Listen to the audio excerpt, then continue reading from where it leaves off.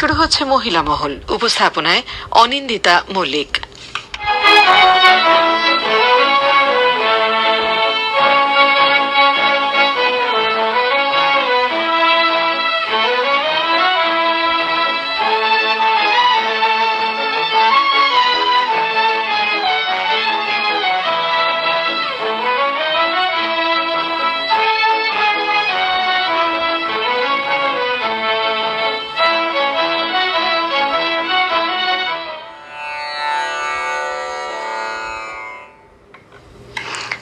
মহিলা মহলের সমস্ত শ্রোতা বন্ধুকে দীপ্রাহরিক শুভেচ্ছা জানিয়ে শুরু করছি আজকের মহিলা মহল। আজকে অন্দর সংবাদ। সেই অন্দরে থাকবে চলচ্চিত্রের অন্দরের কথা। না, বোধহয় ঠিক বললাম না, চলচ্চিত্র সম্পাদনার অন্দরের কথা থাকবে আজকের মহিলা মহলের অন্তর সংবাদে। চলচ্চিত্র সম্পাদনার কথা, এই যে বায়োস্কোপ যখন আমরা দেখি তখন আমাদের মাথায় থাকে আমরা কি দেখছি, সেইটা আমাদের চোখের সামনে নিয়ে আসতে, আমাদেরকে বোঝাতে বহু মানুষ রয়েছেন যারা ওই পিছনে কাজ করেন। চলচ্চিত্র সম্পাদনাও একটা গুরুত্বপূর্ণ কাজ, পর্দার পিছনের কাজ। আজ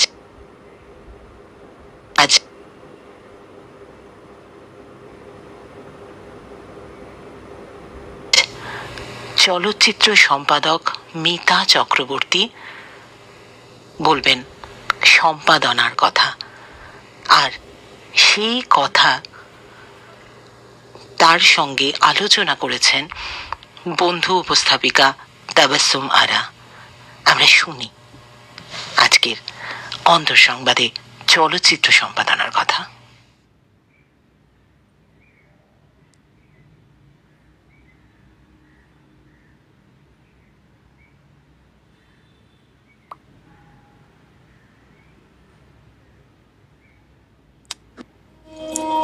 আজ অন্দর সংবাদ অনুষ্ঠানে আমরা এমন একজন বিশেষ অতিথিকে পেয়েছি সিনেমার জগতের সঙ্গে যার অবিচ্ছিন্ন যোগাযোগ। তিনি কেবল কাটিং রুম ফ্লোরের একজন সুদক্ষ শিল্পীই নন, একজন উৎসাহী শিক্ষকও বটে। গভীর উপলব্ধি এবং অন্তর্দৃষ্টির সাহায্যে তিনি প্রচুর সম্পাদনার কাজ করেছেন। তার মধ্যে 3টে ফিচার ফিল্ম, বেশ কয়েকটি শর্ট ফিল্ম এবং টেলিভিশন প্রোগ্রাম উল্লেখযোগ্য। এগুলোর মধ্যে পেন্ডুলাম এবং মেহেরজান ফিল্ম ক্রিটিকদের ভূয়সী প্রশংসা পেয়েছে। শুধু তাই নয়, বিভিন্ন সময়ে বিভিন্ন ফিল্ম ইনস্টিটিউটে গেস্ট লেকচারার হিসেবে কাজ করেছেন তিনি এবং KIFF এবং SASFF এর মতো ফিল্ম ফেস্টিভ্যালে বিচারকের ভূমিকাও পালন করেছেন। আজ চলচ্চিত্রে সম্পাদনার ভূমিকা এবং গুরুত্ব নিয়ে আমাদের সঙ্গে আলোচনায় থাকবেন বিশিষ্ট চলচ্চিত্র সম্পাদক ও শিক্ষক মিতা চক্রবর্তী। চলুন শোনা যাক। নমস্কার ম্যাম, আমাদের আজকের অনুষ্ঠানে আপনাকে স্বাগত। নমস্কার। চলচ্চিত্র সম্পাদনার মতো একটি ছক ভাঙা কাজের প্রতি আপনার আকর্ষণ জন্মালো কিভাবে, এবং চলচ্চিত্রের জগতে আপনার কাজের এই যে যাত্রা, এটা শুরু হলো কিভাবে? মানে সম্পাদনা দিয়ে এভাবে শুরু হয়েছে সেরকম নয়। আগে ভাবনাটা শুরু হয়েছিল, আগে সিনেমার প্রতি ভালোবাসাটা শুরু হয়েছিল। আমি কিন্তু পড়তাম কেমিস্ট্রি, মানে আমার সাবজেক্ট ছিল কেমিস্ট্রি অনার্স। আর ছবি দেখতাম, মানে বাড়ি থেকেও, মানে যে সময় হলিউড ছবি বাবাও দেখাতো, মানে গানস অফ নাভারান, মানে অনেক হিচককের ছবি বাড়িতে দেখতাম, মানে সেই রিলেটেড পত্রিকা পড়তাম।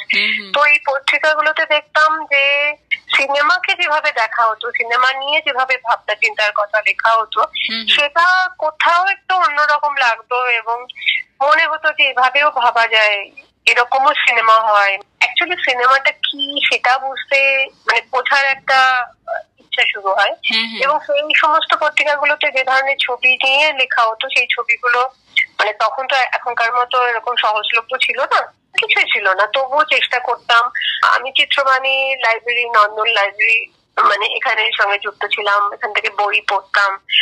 সেই ছবিগুলো যখন যখন নন্দন দুয়ে বেশ ভালো ভালো ছবি দেখানো হতো, সেই ছবিগুলো দেখতাম এবং দেখতে সিনেমার প্রতি একটা কৌতূহল জন্মায় এবং সেইটাই আস্তে আস্তে বেড়ে যায়। এবং তারপরে একটা সময় আমি জানতে পারলাম এটা শেখা যায়, পুনে ফিল্ম ইনস্টিটিউট বলে একটা ইনস্টিটিউট আছে যেখানে এটা শেখাও যায়। মনে হলো যে তাহলে তো এটাও একটা শেখা যেতে পারে। তো খুব স্বাভাবিকভাবেই খুবই সমস্যা হয়েছিল এই সিদ্ধান্তটা নিয়ে এবং সেটাকে কার্যকর করতে, কারণ সেই সময় তো বাড়ি থেকে মানে একদমই মত ছিল না। তবুও অনেক মানে দীর্ঘ কঠিন পথ মানে পরিক্রমা করে তারপরে এটাই যেতে পেরেছি। মানে এবং চান্স পাওয়াটাও বেশ ঝামেলা ছিল, সারা ভারতে 6টা সিট ছিল, তো প্রথমবার আমি চান্স পাইনি। তারপরে সেখানে কিভাবে চান্স পেতে হয় পুনে ফিল্ম ইনস্টিটিউট? যে কোনো ফিল্ম ইনস্টিটিউট মানে এখানে চান্স পেতে গেলে যে পরীক্ষাটা দিতে হয়, আমরা যদি সেটাকে ভাগ করে নিই, দুটো পোর্শন থাকে। একটা হচ্ছে জেনারেল নলেজ, রিজনিং। অ্যাকচুয়ালি দেখুন সিনেমাটা তো একটা কিউমুলেটিভ আর্ট ফর্ম, মানে এর মধ্যে সবকিছু বহুবিধ যাকে বলে, নানা কিছু বহুবিধ। হ্যাঁ, এটার মধ্যে লিটারেচার আছে, পেইন্টিং আছে, মিউজিক আছে, ভীষণভাবে সমাজ আছে। তো এখন একটা মানুষ যদি একটা সিনেমা করে, সোশ্যালি তাকে সচেতন হতে হবে এবং তাকে সবকিছু বুঝতে হবে, সিচুয়েশন মানে তার বাইরে তো কিছু না, ফলে খুব স্বাভাবিক ভাবেই তার একটা ইন্টারেস্টের জায়গা থাকবে এবং সেগুলো জানবে বুঝবে, মানে পরীক্ষা দেওয়ার জন্য সেটা স্বাভাবিক উৎসাহের জন্যই বিভিন্ন বিষয়গুলো সে জানবে। তো মানে আমাদের চারপাশ বলুন, মানুষের জীবন বলুন, সবকিছু সম্পর্কে সম্যক ধারণা থাকতে হবে। জীবন এবং ভারতবর্ষের সংস্কৃতি, ভারতবর্ষে নানা রকম লোকাচার, তাদের festival, folk festival, folk form, art form, dance form, মানে যা কিছু আছে সেগুলো নিয়ে তার একটা উৎসাহ থাকে। ঠিক আছে, তো সেইটা এবং বিদেশীয় অনেক কিছুই। আর একটা পার্ট হচ্ছে যেখানে সে তার কল্পনা দিয়ে, সে তার ভাবনা চিন্তা দিয়ে সে কিছু এক্সপ্রেস করতে পারবে, যেটা পুরোটাই আপনার ক্রিয়েটিভ রাইটিং এর জায়গা, লেখা। তো সেই একটা পার্ট থাকে। তো এই দুটো দিয়ে একটা রিটেন টেস্ট হয়। এবার রিটেন টেস্টে কোয়ালিফাই করার পরে সিলেক্টেড ক্যান্ডিডেটকে ডাকে ওরা, সেখানে তখন একটা ওরিয়েন্টেশন হয়, সেখানে ইন্টারভিউ হয়, ইন্টারাকশন হয়, সেখানে এক্সপার্টরা আসে, তারপরে সিলেকশনটা হয়। এই যে ফিল্ম এডিটিং বা চলচ্চিত্র সম্পাদনা, এই প্রক্রিয়াটা ঠিক কেমন? আমাদের যদি একটু ছোট করে একটু সহজ করে বুঝিয়ে দেওয়া যায়, মানে একজন ফিল্ম এডিটর তাকে কি কি করতে হয়, আমি যদি সহজ ভাষায় বলি।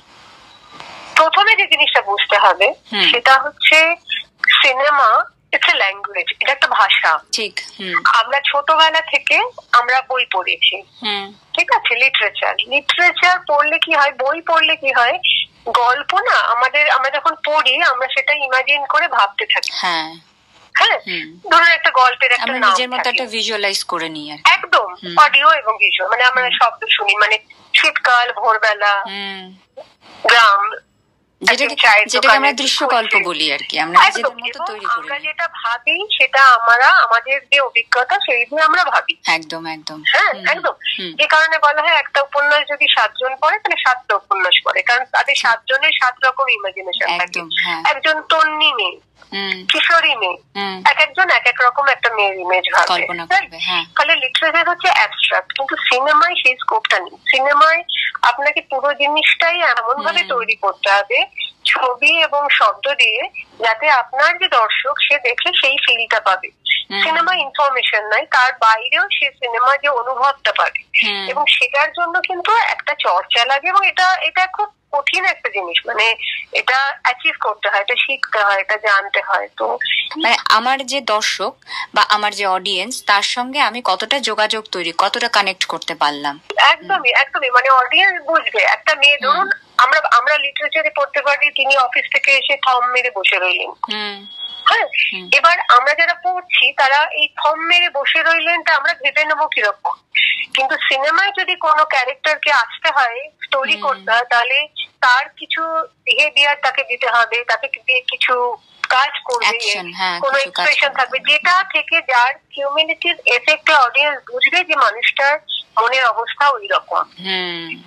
ফলে আপনি যেটা সম্পাদনার জায়গা বলছিলেন, এই সিনেমার, দেখুন সিনেমার তো একটা বিরাট অংশ থাকে টেকনিক্যাল কাজ, ঠিক আছে, আর একটা বড় কাজ থাকে যে এস্থেটিক ব্যাপারটাকে তৈরি করা।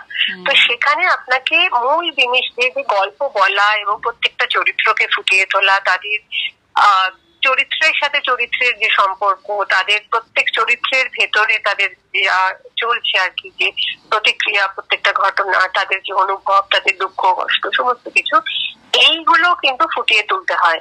তো এইগুলো যে তোলার জন্য যে শুটিংটা যখন হয়ে যায়, তখন সেই শুটিং এর পরে যে মেটেরিয়ালটা আমরা পাই সেটাকে বলা হয় রাশ।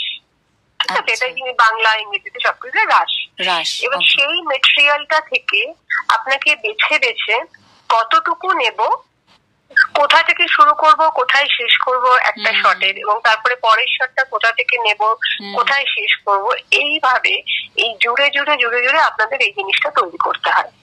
এবং এটা যতটা টেকনিক্যাল তার থেকে অনেক বেশি এটা ক্রিয়েটিভ কাজ। মানে আপনি একজন মানুষ একটা দিকে তাকিয়ে আছে, সে কতক্ষণ তাকিয়ে থাকবে। ধরুন একটা মানুষ ডান দিকে তাকিয়ে, একটা ফ্রেমের ডান দিকে তাকিয়ে আছে, এবার বাদিকে একটা শব্দ হচ্ছে, অফ স্ক্রিন কোনো শব্দ হচ্ছে, আমরা বুঝতে পারছি। এবার সেই মানুষটি যদি সঙ্গে সঙ্গে ঘুরে যায়, একটা এফেক্ট হবে। সেই মানুষটা যদি একটু পরে সময় নিয়ে ঘুরে, আর একটা এফেক্ট হবে। মানে এবং একটা খুব বড় জিনিস সিনেমা শেখা, সিনেমা বানানোর ক্ষেত্রে, সেটা হচ্ছে আমরা রিয়েল লাইফে মানুষ, আমরা যেভাবে রিয়াক্ট করি না, সিনেমার ক্যারেক্টারও ঠিক সেভাবে। মানে আমি যদি অন্য মনস্ক থাকি, তাহলে কি হবে, আমাকে ডাকলেও কেউ আমি সঙ্গে সঙ্গে সাড়া দেবো না, তাই তো? আপনার সিনেমা চরিত্রর ক্ষেত্রেও তাই কিন্তু হবে, যে কেউ যদি অন্য মনস্ক থাকে, কেউ যদি ভাবনার মধ্যে থাকে নিজের একটা জগতে, তখন কি হবে, তাকে 2 বার ডাকতে হবে, 3 বার তখন সে সাড়া দেবে। মানে এই যে জিনিসগুলো, টাইমিং, এভরিথিং, মানে সমস্ত কিছু এর মধ্যে এতটা ইম্পর্টেন্ট। একটা ছবি প্রচুর টেকনিক্যালি খুব ভালো, কিন্তু সেই ছবি আমাদের অনেক সময় মন ছুঁয়ে যায় না। কিন্তু একটা অনেক সহজ গল্প বলছি, সেটা বানানো যথেষ্ট কঠিন, কিন্তু সেটাও কিন্তু আমাদের মন ছুঁয়ে যায়। অনেক সময় মনে পড়ে যে আচ্ছা ওই সিনটা, এই যে মনে পড়ে আমাদের সিনেমা দেখারও 1 বছর বাদে, হল থেকে বেরিয়ে যাওয়ার পরে, এটার কারণ কিন্তু ওই স্ট্রাকচারিংটা। মানে ওই আমাদের মনে ছাপ ফেলে যাচ্ছে যে কোনো সিন বা কোনো একটা দৃশ্য, সেটার নেপথ্যে কিন্তু এডিটিং এর একটা বড় ভূমিকা থাকে। বিশাল ভূমিকা। মানে সমস্ত কিছুরই ভূমিকা, এডিটিং এরও মানে অনেকটাই ভূমিকা। তো এইখানে আমার একটা প্রশ্ন আছে। ধরুন একটা সিনেমা যখন শুটিং হচ্ছে, পরিচালক সেখানে তার নিজস্ব একটা ভাবনা আছে। এবার সেই ভাবনা থেকে তিনি সমস্ত কিছু পাত্রপাত্রীকে নির্দেশ দিচ্ছেন, একটা সিন রেডি হচ্ছে। তারপর যখন আপনি যেটা বললেন রাশ হাতে পেলেন, সেখানে তো পরিচালকের একটা প্রত্যাশা থাকে যে আমার ফাইনাল যে আউটপুটটা এরকম আসবে। হ্যাঁ, তিনি আপনাকে বুঝিয়ে দিচ্ছেন, নিশ্চয়ই পরিচালক এডিটরকে বুঝিয়ে দিচ্ছেন যে এইরকম তিনি চাইছেন। কিন্তু একজন ফিল্ম এডিটর হিসেবে আপনারও নিজস্ব একটা ভাবনা চিন্তা থাকে। আমি বলছি যে এই 2 জনের ভাবনা চিন্তার মধ্যে, বা যে শৈল্পিক স্বাধীনতা যেটাকে বলা হচ্ছে, সৃজনশীল স্বাধীনতা, এই 2 এর মধ্যে ভারসাম্য কি করে রক্ষা করেন আপনি বা যে কোনো সম্পাদক আর কি? যখন একটা ছবির ভাবনা আসে, যখন ডিরেক্টর ভাবেন, চোখে তিনি দেখতে পাচ্ছেন এই সিনের পর এই সিন, এই সিনের পর এই সিন, সেটা তার ভাবনা, এবং সেই ভাবনাটাকে তিনি লেখেন স্ক্রিপ্টের ফর্মে। ঠিক আছে, এবার মানে সেই অনুযায়ী শুটিংটা হচ্ছে। শুটিংটা হয়ে যাওয়ার পরে তো এডিটিংটা শুরু হয়। এখানে খুব একটা ইম্পর্টেন্ট জিনিস, এখানে এডিটর এই শব্দটা মানে আলাদা নয়। মানে এখানে ডিরেক্টর যে তিনিও এডিটিং টেবিলে বসতে পারেন, তিনিও এই কাজটা করতে পারেন।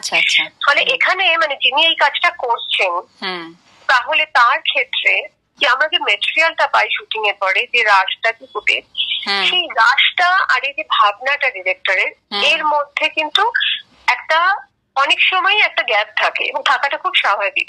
কারণ আমি অ্যাক্টরকে এক্স্যাক্টলি যে এক্সপ্রেশনটা চাইছি অ্যাক্টরের কাছে, সেটা নাও হতে পারে। আমি যেভাবে শটটা নিতে পারি, যেভাবে আলোটা, পুরোটা না হতে পারে। ফলে একটা খুব ইম্পর্টেন্ট একটা আন্ডারস্ট্যান্ডিং হচ্ছে যে মেটেরিয়ালি আলটিমেটলি ঠিক কথাটা বলবে। এবং একজন এডিটরের কাজ হচ্ছে যে ওই রাশটার বেস্ট পোটেনশিয়ালিটিটা ইউটিলাইজ করা। ওকে, হ্যাঁ। এবং সেটা খুব ইম্পর্টেন্ট। এটা শুধু ওপেন, মানে এখানে মানে প্রচুর হয়েছে, মানে যে ভাবনা হয়েছিল একটা সিকোয়েন্সকে আমি এইভাবে শুরু করা হবে, এইভাবে শেষ করা হবে, এটা কিন্তু দেখা যাচ্ছে এটা অন্যভাবে করে এটা বেটার। এখানে ইগোর কোনো জায়গা নেই। এখানে হচ্ছে সবাই একটা ভালো ছবি হিসেবে কাজ করবে, ভালো ছবি, এটা একটা টিম ওয়ার্ক। ফলে মানে অনেক সময় এটা হয় যে ডিরেক্টর যেভাবে বলেছেন সেইভাবে একটা সিকোয়েন্সটা বানানো হলো, কিন্তু যে মেটেরিয়ালটা আছে সেটা দিয়ে বেস্ট পসিবল ইউজটা করে একটা অন্য ভাবে সিকোয়েন্স বানানো হলো। তো আচ্ছা। যেটা ভালো সেটাই অ্যাকসেপ্ট করা যেতে পারে। এখানে একদম মূল কথাটাই হচ্ছে যে মেটেরিয়ালি আপনাকে ডিকটেট করবে, মেটেরিয়ালি আপনাকে পথ দেখাবে, সেটা নিয়ে বেস্ট কিভাবে সিকোয়েন্সটা তৈরি হতে পারে। আচ্ছা, অ্যাবস্ট্রাক্ট জগতে একটা ভাবনা ছিল, সেটা যখন বাস্তবায়িত হলো তখন সেই বাস্তব ম্যাটেরিয়ালটা নিয়ে কতটা ভালো একটা প্রোডাক্ট তৈরি করা যায়। একদমই একদমই সেটাই, খুবই ভালো বুঝলাম। মানে আরেক একটা কথা বলি, সেটা হচ্ছে খুব বিখ্যাত একজন ফিল্ম মেকার জিরি মঞ্জিল। হ্যাঁ, তো ওনার কলকাতা ফিল্ম ফেস্টিভ্যালে এসেছিলেন এবং আমার সৌভাগ্য হচ্ছিল ওনার সঙ্গে একটু কথা বলা। তো ওনাকে আমি জিজ্ঞেস করেছিলাম যে আপনি এডিটরের কাছে কি এক্সপেক্ট করেন। উনি ভীষণ ভালো একটা কথা বলেছেন। উনি বলেছিলেন যে আমি এডিটরকে আমার স্ক্রিপ্ট বলি না, আমি আমার লোকেশনে শুটিং আমি নিয়ে যাই না, এডিটর আমার রাশটা প্রথম দেখে এবং প্রথম দেখে সে খুব নিউট্রালি বিবেচনা করে এবং সে আমাকে বলে যে এটা কিভাবে কি হতে পারে, মানে সে কি ভাবছে। এটা কিন্তু ভীষণ ইম্পর্টেন্ট একটা কথা। মানে তার কাছে ওই যে রাশ যেটাকে আপনারা বলছেন, একটা তার কাছে একটা স্ক্র্যাচ, মানে একদম নতুন জিনিস, একদম কোনো ভাবনা নেই, মানে পরিষ্কার, মানে স্লেট একদম, যেখানে কোনো কিছু লেখা নেই, কোনো ভাবনা। এটা খুব ইম্পর্টেন্ট একটা বিষয়। আচ্ছা, আমরা যেটা দেখতে পাচ্ছি প্রযুক্তি কিন্তু খুব তাড়াতাড়ি পরিবর্তন হচ্ছে। মানে আপনি যখনকার কথা বলছেন 95, যখন আপনার যাত্রা শুরু হলো 95 সালে, তখন থেকে আর আজকে হলো 2025, প্রযুক্তি কিন্তু মারাত্মকভাবে পরিবর্তন হয়েছে। তো এই প্রযুক্তি যেভাবে পরিবর্তিত হচ্ছে, ফিল্ম এডিটিং এর ক্ষেত্রে এই পরিবর্তনটা কতটা এটার উপর প্রভাব বিস্তার করেছে এটা জানতে চাইবো। মানে আপনি তো যেহেতু অনেক বেশ খানিকটা প্রত্যক্ষ করেছেন। খানিকটা মানে প্রায় পুরোটাই, কারণ আমি ফিল্মে কাজ করেছি। আমি তারপরে যখন আপনার টেপ বেসড এডিটিং এলো, আমি সেটাতে কাজ করেছি। সেটারও নানা ভাগ ছিল, ইউম্যাজিক, লো ব্যান্ড, হাই ব্যান্ড, বিটা ক্যাম, সবগুলোতে। তারপরে যখন ডিভি এলো, সেই ফরম্যাটে আমি কাজ করেছি। তারপরে আমি digital non linear editing software use করে যেভাবে এডিটিং, সেটা কাজ করব, মানে সেটাতে এখনো সেটাই চলছে। ফলে একটা জিনিস কি বলুন তো, এস্থেটিক্যালি খুব বেশি ডিফারেন্স কিছু হয়নি। টেকনোলজি বা সফটওয়্যার বা মেশিন সেটা তো এডিট করে না, এডিট করে হচ্ছে ম্যান বিহাইন্ড দ্য মেশিন। আচ্ছা, সেই ভাবনাটা প্রথমে যেটা বললাম, সিনেমা যেহেতু একটা ল্যাঙ্গুয়েজ, ফলে এখানে এক একজন রাইটার এক এক ভাবে লেখেন, ফলে এক একজন ডিরেক্টর এক এক বিষয় নিয়ে এক এক স্টাইলে ছবি বানাতে পারেন, এখনো যেরকম হয়। কিন্তু বেসিক্যালি যে সিনেমার যে ভাষা, সেটা তো সেটা একই রকম আছে, একই রকম আছে। এবং টেকনোলজির জন্য সেখানে খুব পরিবর্তন হচ্ছে সেরকম নয়। ডেফিনেটলি রিসেন্টলি আমি আমার স্টুডেন্টদের নিয়ে একটা পুরনো আগে ফিল্মে কিভাবে এডিট হতো সেটা দেখাতে গেছিলাম ওদের। ওখানে যেভাবে যেরকম ভাবে মানুষ কাজ করতে হতো, যেটা মানে ফিজিক্যাল লেবার যেটা লাগবে, এখন সফটওয়্যার সেটা একটু কমেছে। হ্যাঁ, পরিশ্রমটা কমেছে, পরিশ্রমটা কমেছে, কিন্তু ভাবনা চিন্তার জায়গায় যেমন এখন ফ্লোর ডিসিপ্লিনটা ফিল্মে যখন শুট হতো তখন যেরকম ছিল তার থেকে পাল্টে গেছে। তার কারণ হচ্ছে আগে ফিল্ম প্রচন্ড কস্টলি ছিল, একটা শট নেওয়ার আগে মানুষ ভাবতো, ঠিক আছে, প্রি প্ল্যানিংটা অনেক বেশি করতে হতো। কিন্তু এখন ডিজিটালে কি হয়েছে, টেকের পর টেক, 7টা 10টা 15টা টেক হচ্ছে। আগে এটা অ্যাফোর্ড করা যেত না, করা হতো না, কারণ লিমিটেড রিলস থাকতো, তাই একদমই তাই। এবং যদি বলেন ভালো ছিল, টেকনোলজিকে যদি পারপাস অনুযায়ী ঠিকভাবে ইউজ করা হয়, এখন টেকনোলজি আপনার অনেক সুবিধা করে দিচ্ছে। একটা মোবাইলে ছবি বানানো হয়ে যাচ্ছে, তার জন্য মানে এখন প্রচুর হয় কি ট্রায়াল এন্ড এরর, মানে আপনি করে করে দেখছেন কোনটা ওয়ার্ক করছে। তাহলে আমার মনে হয় এটা যে একটু ভাবনা চিন্তার জায়গাটা বা আগে যে প্রি প্ল্যানিং, প্রি প্রোডাকশনের যে কাজ তোমাদের, সেই জায়গাটা যতটা ভালো করবে ততই ভালো হবে। তো কাজেই মানে যত দিন যাবে বিভিন্ন সফটওয়্যার তৈরি আসবে এবং তাদের ইন্টারফেসও মোরালে সেম থাকবে, কিছু অ্যাড অন এফেক্ট আসবে, কিছু সুবিধা থাকবে। কিন্তু সিনেমা যেহেতু মানুষের ইমোশন, গল্প বলে, এটা কোনো ইনফরমেশন দেয় না, এবং তার শুরুতেই আমি যেটা বললাম এটা একটা ল্যাঙ্গুয়েজ, ফলে সেইখানে কিন্তু খুব বেশি পরিবর্তন আসেনি, মূল ব্যাপারটা একই থাকবে। যদি মানে সেই রকম কোনো পরিবর্তন বলেন, সেটা হচ্ছে আপনি যে ছবিটা বানাচ্ছেন সেটা কোথায় প্রজেক্ট হবে। মানে এটা যদি সিনেমা হলে হয়, বড় পর্দায় হয়, তার জন্য যে ধরনের শর্ট ডিজাইনিং হবে, যদি সেটা মোবাইলের লোকে দেখে বা টিভিতে দেখে, কম্পিউটারে দেখে, তখন তার শর্ট ডিজাইনিং একটু অন্যরকম হবে। ধরুন এক্সট্রিম লং শট, সেটা একটা বিগ স্ক্রিনে যেটার এফেক্টটা হবে, সেটা মানে আপনি মোবাইলে সেটা হবে না। হবে না। দেখলো যে সে ডেফিনেটলি কিছু সুবিধা করেছে কাজের, কিন্তু সেই সুবিধাটাকে যদি ভালোভাবে ইউজ করা যায় তাহলে ভালো হবে, আদারওয়াইজ সেই সুবিধাটার কোনো কাজে লাগবে না, এটা আমার মনে হয়। ঠিক ঠিক। ফিল্ম এডিটিং এর পাশাপাশি এখন আপনি মূলত ফিল্ম এডিটিং এর জগতে একজন একাডেমিশিয়ান বা একজন শিক্ষাবিদ আমরা বলতে পারি, কারণ এখন আপনি শেখান, শিক্ষার্থীদের শেখান। তো সেই দিক থেকে যদি আমি প্রশ্ন একটা করি আপনাকে, যে এই আপনার কাছে শিক্ষার্থীদের চলচ্চিত্র সম্পাদনা শেখানোটা বেশি ভালো লাগে না আপনার নিজের সম্পাদনার কাজটা বেশি ভালো লাগে? এটা বলা খুব কঠিন। আমার দুটোই, মানে ডেফিনেটলি নিজের কাজ করতেও ভালো লাগে, আর আমি পড়াতেও খুব ভালোবাসি, পড়াতে ভালোবাসি। এবং আমি খুবই লাকি, মানে আমার খুবই ভালো ভালো সব স্টুডেন্ট, এবং তারা খুবই কৃতি, তারা ন্যাশনাল অ্যাওয়ার্ড পেয়েছে, তারা অ্যাজ এডিটর অ্যাওয়ার্ড পেয়েছে, অ্যাজ ডিরেক্টর অ্যাওয়ার্ড পেয়েছে। যেটা আমি শুরুতেই বললাম না, যে ছবিটা এডিটিংটাকে শুধু আলাদা করে, মানে সিনেমাটা এমনই একটা বিষয় না, কোনো পার্টিকুলার একটা ফিল্ড নিয়ে শুধু পড়ানো হয় না, অ্যাজ এ হোল একটা হোলিস্টিক অ্যাপ্রোচ রাখতে হয়। তো সেই জায়গা থেকে চেষ্টা করি আমার ক্ষমতা অনুযায়ী যে আগে সিনেমাটাকে বোঝানো, আগে cinema film as a language বোঝানো, তারপরে এডিটিংটা। এবং সেই জায়গা থেকে আমি খুবই এনজয় করি পড়ানোটা। পড়ানো এমন একটা জায়গা সেখানে না নিজে ডাউট ক্লিয়ার হয়ে যায়, এবং নিজে বোঝা যায় যে আমি শেখা যায়, বোঝা যায়। স্টুডেন্টদের কাছ থেকে প্রচুর, মানে স্টুডেন্টরাই অ্যাকচুয়ালি শিক্ষকদের তৈরি করে, তাদের প্রশ্ন, তাদের ভাবনা চিন্তা, তাদের জিজ্ঞাসা। তো তাহলে আমি দুটোই সমানভাবে এনজয় করি। এই চলচ্চিত্র সম্পাদনার যে ভবিষ্যৎ, সেখানে একজন শিক্ষার্থী যে একজন সফল ফিল্ম এডিটর হতে চাইছে, তার কি কি বিষয়ে দক্ষতা থাকা বলে প্রয়োজন আপনার মনে হয়? প্রথম কথা, প্রথমেই সবাইকে যেটা বলি যে জীবন দেখো, অবজার্ভ লাইফ, মানে তোমার চারপাশে মানুষ তারা কিভাবে রিয়াক্ট করছে, একটা সিচুয়েশনে তারা কিভাবে করছে সেটা খেয়াল করো। যেমন খুব সহজ একটা এক্সাম্পল, আমরা রিয়েল লাইফে যেভাবে এক্সপেরিয়েন্স করতে চাই, রিয়েল লাইফে যেভাবে বুঝতে চাই, সিনেমাও কিন্তু সেইভাবেই জিনিসটাকে ক্রিয়েট করা হয়। ধরুন আপনার জানলার বাইরে একটা আওয়াজ হচ্ছে, ঠিক আছে, চিৎকার চেঁচামেচি হচ্ছে কিছু, আমরা জানলার দিকে ছুটে গেলাম, গিয়ে প্রথমে কি আমরা পুরো জিনিসটা দেখছি। দেখার পরে কি হচ্ছে, আমাদের চোখ যেখানে গন্ডগোলটা হচ্ছে পার্টিকুলার সেই জায়গাটায়, যারা গন্ডগোলের মেইন, যারা গন্ডগোলটা করছে বা আনন্দ করছে, যাই হোক, মানে সেটা সেইটা দেখছে। তখন একটা পার্টিকুলার ক্যারেক্টারের দিকে যাচ্ছে, তার যদি কোনো হাত পায়ের মুভমেন্ট আছে সেটা দেখছি। এবং যদি দেখতে না পাই, আমি একটা জানলা থেকে আরেকটা জানলার দিকে যাচ্ছি, বেশ এখান থেকে এই ঘটনাটা দেখা যায়।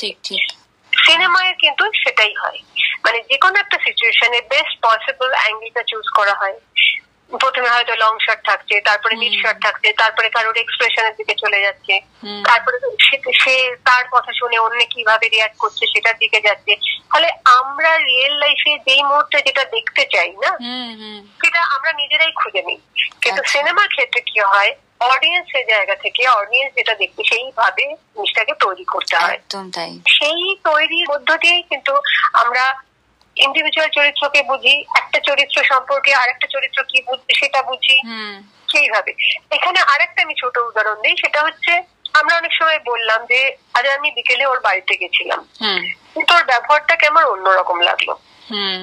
এই যে অন্যরকম লাগলো, তার কারণ কি, আমি অ্যাজ এ ক্যারেক্টার কিছু জিনিস নোটিস করেছি, তাই এবার সেই নোটিস করেছি বলেই আমার মনে হয়েছে অন্যরকম লাগলো। ফলে আমি যদি আমার সিনেমায় কোনো চরিত্রের ব্যবহারের কোনো পরিবর্তন দেখাতে চাই, এবং যেটা অন্য চরিত্র রিয়েলাইজ করবে ওর পরিবর্তনটা, তাহলে কি হবে, ওই মানে এ রিয়েলাইজ করবে বি এর কোনো পরিবর্তন, তাহলে বি কে দিয়ে কিছু জিনিস করাতে হবে, এবং সেটা ঠিক সেইভাবে একে দেখাতে হবে যেটা দেখে এ ওটা বুঝবে। জীবন দেখা, এবং সেটা খুব ইম্পর্টেন্ট। আর একটা খুব ইম্পর্টেন্ট একটা কথা, একটা ভালো ছবির জন্য একটা ভালো স্ক্রিপ্টের খুব প্রয়োজন, এবং একটা ভালো স্ক্রিপ্ট লিখতে গেলে কিন্তু তার জীবন বোধ, যে বিষয়টা নিয়ে সে লিখবে সেই বিষয়টার খুবই ভালোভাবে পর্যবেক্ষণ করা, এবং সেই ভাবনা চিন্তাটা দরকার। আমাদের প্রত্যেকের জীবনেই বিভিন্ন রকম ওঠাপড়া থাকে। আপনার ক্ষেত্রে, আপনার কাজের ক্ষেত্রে এই যে ব্যক্তি জীবনের ওঠাপড়া এবং আপনার কাজের জগতের যে সৃজনশীলতা, এই দুইয়ের মাঝখানে আপনি কিভাবে ব্যালেন্স করেন, ভারসাম্য রক্ষা করেন? এই প্রসঙ্গে বলা উচিত যে আমি কিন্তু মানে লাকি, তার কারণ হচ্ছে আমার হাজবেন্ড সে পুনেতে পড়াশোনা করেছে, সিনেমাটোগ্রাফার, সে এই মুহূর্তে director in charge Satyajit Ray film ইনস্টিটিউটে। ফলে আন্ডারস্ট্যান্ডিং এর জায়গা আমার খুবই ভালো। মানে আমি যা করি সেটা আমার নিজের চয়েস। আর একটা হচ্ছে আপনি যদি বলেন যে আমি যে পড়াই, যে পড়ানোর জায়গাটা, ফলে সেখানে কিন্তু আমি অনেকটা নিজের সঙ্গে সময় কাটাতে পারি, মানে টাইম পাই। ইন্ডাস্ট্রির ওই যে প্রেশারটা, যে ছোটাছুটি করা বা কাজের মধ্যে মানে 16 ঘন্টা 18 ঘন্টা কাজ করতে, সেটা ওইটা নয়। আমি একদমই নিজের চয়েসে কাজ করি এবং কাজ করব আমি সিলেক্ট করে, যেটা পছন্দ হয় প্রজেক্ট, সেখানে আমি মানে যথেষ্ট মানে চয়েস করে কাজ করতে পেরেছি। আর তার সাথে আমার এক মেয়ে আছে আমাদের, তো তাকেও দেখাশোনা করতে পেরেছি। আমার বাড়িতে দুটো কিচেন আছে, মানে দুটো, একটা আমার রান্নাঘর আর একটা আমার এডিটিং এরকম। তো আমার মেয়ে যখন ছোট ছিল, আমি এডিট করছি, ও আমাকে টেক্সট করতো আই এম হাংরি, তো আমি বেরিয়ে এসে ওকে খেতে দিয়ে যেতাম। তো আমার শ্বশুর মশাই আছেন, ফলে প্রত্যেকেই কিন্তু আমার কাজটার প্রতি তারা যথেষ্ট গুরুত্ব দিয়েছেন। ফলে হ্যাঁ গুরুত্ব দেয়, এবং ফলে সেই জায়গা থেকে আমি আর মানে খুব অসুবিধা হয় না। হ্যাঁ এটাও ঠিক যে আমি এই যে পড়ানো ভালোবাসি, এবং তার মূলেও এটা একটা কারণ আছে যে আমি যদি আজকে ইন্ডাস্ট্রিতে ওই মানে 16-18 ঘন্টা কাজ করতাম, মানে এই দিকটা ডেফিনেটলি আমার নিজের টাইমটা কম হয়ে যেত। এবং আমার যেরকম মনে হয়েছে একটা সময় যে খারাপ কাজ করার থেকে পড়ানো অনেক ভালো, একদম মানে। এবং এখন আমার মেয়ে বড় হয়ে গেছে, ফলে এখন পুরো সময়টাই দিতে পারছেন। হ্যাঁ এখন আমি কাজ করছি এবং আরো কাজ করবো। আজকের শেষ প্রশ্নে চলে যাচ্ছি। আপনি দীর্ঘদিন চলচ্চিত্র সম্পাদনা বা সামগ্রিকভাবে চলচ্চিত্র জগতের সঙ্গে যুক্ত, তো এই ক্ষেত্রে মেয়েদের পদচারণা আগের চেয়ে কতখানি বেড়েছে বলে আপনার মনে হয়? আপনি যে সময় শুরু করেছিলেন? অনেক বেড়েছে। গার্জিয়ানরা মানে খুব ভালো লাগে যে গার্জিয়ানরা আসে, তারা এসে খোঁজ নেয়। মানে আমাকে যেমন বাড়ির সবার বিরুদ্ধে গিয়ে সেই সময় এইসব পড়াশোনা করতে হয়েছিল, তার কিন্তু এখন গার্জিয়ানরা আসছে, প্রচুর মেয়েরা ভর্তি হচ্ছে। সম্পাদনা তো এমন একটা বিষয়, সেখানে প্রচুর মেয়েরা কাজ করে এবং খুবই সাকসেসফুলি কাজ করে। মানে আমার স্টুডেন্ট ফারা খাতুন, ও তো 2বার ন্যাশনাল অ্যাওয়ার্ড পেয়েছে। আচ্ছা, আর এখন যেহেতু বিভিন্ন ওটিটি প্ল্যাটফর্ম গুলো এসেছে, আমার মনে হয় কাজের জায়গাটাও অনেক প্রসারিত হয়েছে, কাজের স্কোপটা অনেক বেড়েছে বলে মনে হয়। আমাদের আজকের অনুষ্ঠানের সময় খুবই সীমিত, ফলে আমরা আরো অনেক প্রশ্ন করা যেত, কিন্তু সেটা সময়ের অভাবে আমরা করতে পারছি না। কিন্তু যেটুকু আমরা প্রশ্ন করেছি তার আপনি খুব সুন্দর উত্তর দিয়েছেন। আমরা অনেক কিছু জানতে পেরেছি সম্পাদনা সম্পর্কে বা সামগ্রিকভাবে চলচ্চিত্র জগৎ সম্পর্কে। আমাদের আজকের অনুষ্ঠানে যোগদান করার জন্য আপনাকে অনেক অনেক ধন্যবাদ। আমারও খুব ভালো লাগলো কথা বলে। যে প্রশ্নগুলো এই পর্বে আলোচনা করতে পারলাম না, সেটা অন্য কোনো পর্বে আমরা আলোচনা করব। নিশ্চয়ই নিশ্চয়ই। ধন্যবাদ আরো একবার। ভালো থাকবে।